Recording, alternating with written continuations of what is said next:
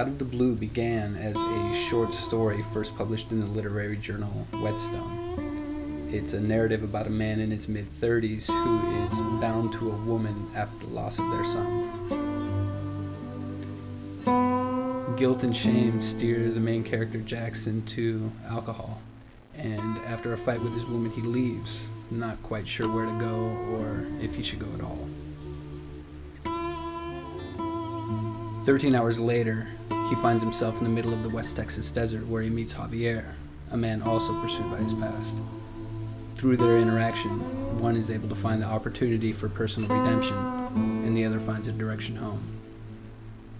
Eli Hastings, the author of the original Out of the Blue, sent me his story thinking it might make a good short film, and I immediately knew I wanted to make it. A year and a half later, after a dozen rewrites, I found myself in the West Texas desert, with associate producer John Heiser and line producer John Titchener.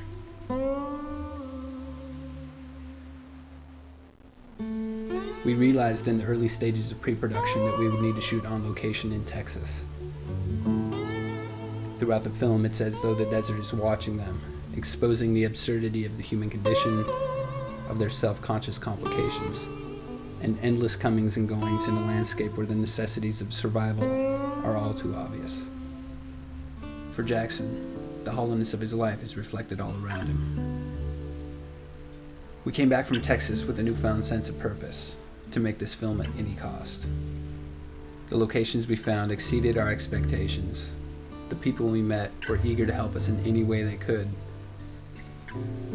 It was time to start the next leg of our journey. As always, the process of making an independent film is a long and difficult one. We are constantly finding ourselves at the mercy of those willing to lend their efforts, whatever they may be. We appreciate your interest in this project, and we look forward to seeing you in the theater.